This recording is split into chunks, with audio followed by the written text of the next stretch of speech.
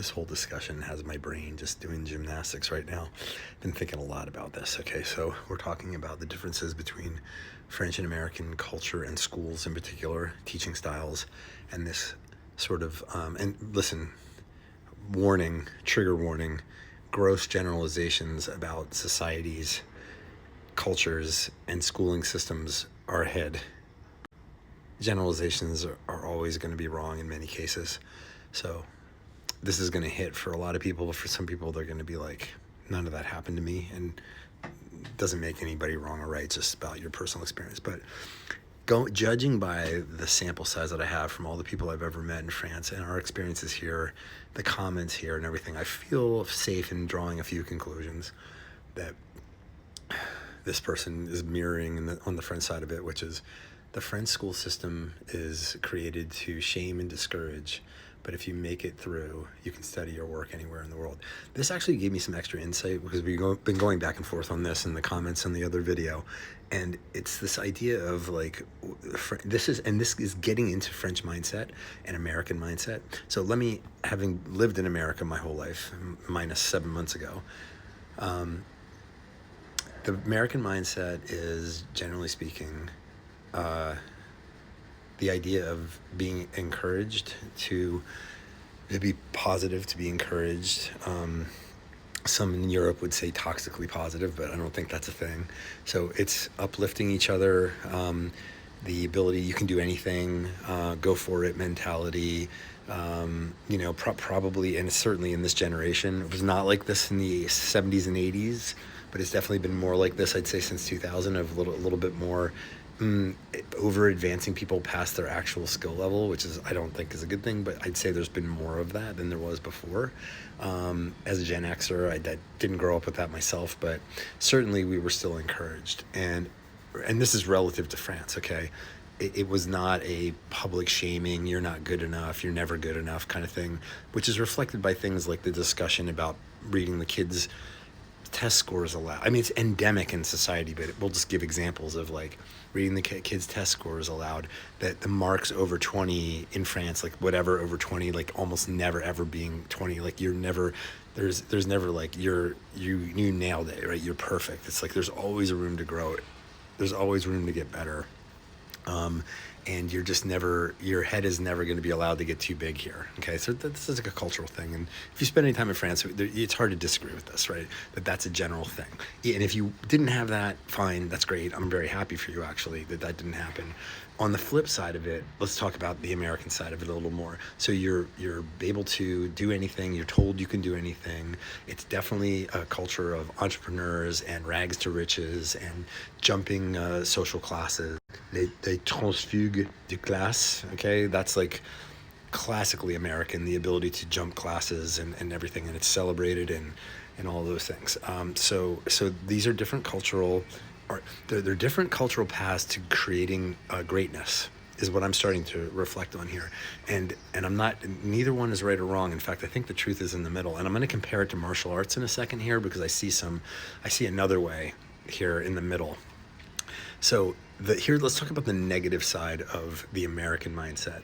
The negative side of the American mindset is a lack of self-awareness and an overestimation of one's value, which can come through as being arrogant and the emperor has no clothes sort of syndrome, where we think we're more than we are. We don't understand where we actually position ourselves in the world, and we have overinflated egos, and we just don't realize that we think we're better than we are in some situations. The positive side, again, is that we're encouraged and lifted up. But I think there has to be a mix. Okay, before I get there, let's go to the French side of it. The French side of it is, French people are almost astonishingly unaware in many cases of how smart and well-educated they are. I have encountered this over and over again, where I've been in so many conversations with people in France, or French people in the United States, or anywhere else in the world, where I'm impressed by their level of education. I'm impressed by their whatever it is. Just yeah, their intelligence, their level of education, and but then what I see at the end of it is not a person who's acting like they're confident. And I used to think it was false modesty. I really did. I thought French people were like falsely modest. Like there's no way you couldn't know this, right? Because from an American mindset, it would be like if an American had the skill sets that this person's evidencing, like in terms of like whatever it is, language or knowledge of culture, or I've had so many conversations, like business conversations with people who are just like freaking fountains of knowledge, just so smart. I'm like, if this an American had this, they would know it, they would own it, and they would be like, I am king shit. Not that that's good, right? They would be really arrogant about their intelligence or their knowledge or what have you.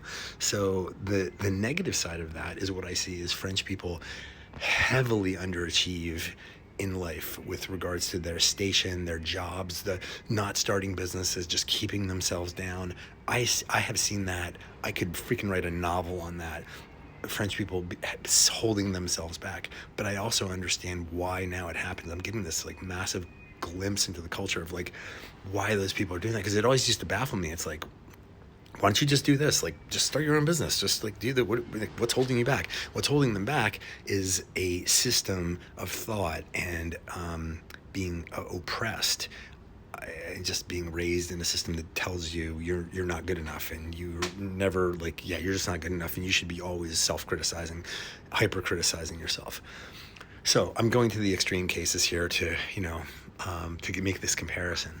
So I think that like, again, both cultures can learn something from each other. I think the truth is that I will never agree that it's good to over criticize somebody, especially children, to tell them that they're not capable, they're not good enough. I think that's very harmful to children, but I also think going too far with it, coddling them, is also bad in a different way.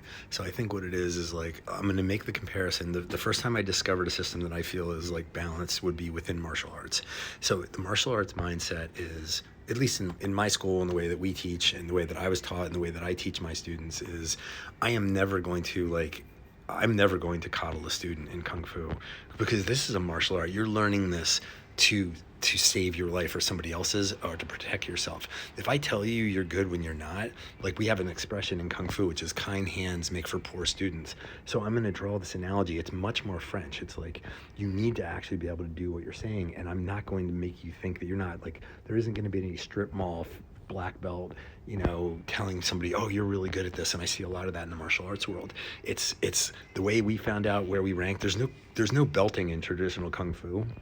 You'll get the tie in here in a minute. There's no belting in traditional Kung Fu. You know how you know where you are in my school is you fought. Like when you fight, that's how you know where you stand. We didn't even do the traditional thing, which is how long you've been in the system, which is more traditional, is like the older students are the ones who've been learning longer. But no, it's basically, on the mat is truth. And when you fight, you know where you stand. You know who's better than you, who can best you, who you're bested by. And that might change over time, but like essentially that's where it is. And it's not done in an environment of like anger or maliciousness or hatred. It's done with a pure heart of just the truth. Like, again, when you fight somebody, it's like from the Matrix, right? You don't really know somebody until you fought them or divorced them, but don't do that one. That's when you really know somebody, and you really know the truth of this situation where we are in a martial sense. So but notice the lack of malice. There isn't like, you're bad. So what you're not doing in Kung Fu, at least a healthy teacher or martial arts in general, is you're not telling a student you suck, you're terrible, like you'll never be good, you're never going to have a black belt. You don't do that. You just let the truth be the truth, and it speaks for itself. So I think that like the lack of the negativity, it can be there at the same time that the truth can be what's preeminent. That's what emerges. Like, so that for me is the model, is to not tell children negative things, but also to not overinflate them. And it's possible. You can do this. It's just going down the middle and removing the negativity, but also insisting on excellence. That's another part I didn't talk about in martial arts. You insist on excellence. Like, if it's not 100% right, it's not right. Like, that's not, no, it's like, there's no like points for style. It has to be right. It either works or it doesn't. And I love the purity of that in martial arts. And I think that like, if you take that same learning style away from martial arts and put it into regular education, then you have something. And demanding excellence saying, nothing short of achieving mastery is acceptable, but not abusing people along that path to get there. Telling them it's possible, but you're gonna have to put in the work. Like, you're gonna have to work your ass off. And having a black belt is a right to an opinion, and that's just a mastery of the basics. You are not at the top of the mountain. That doesn't mean you're the greatest thing, and your belt isn't gonna fight for you, right? Again, I see analogies with all of that into the educational world, the business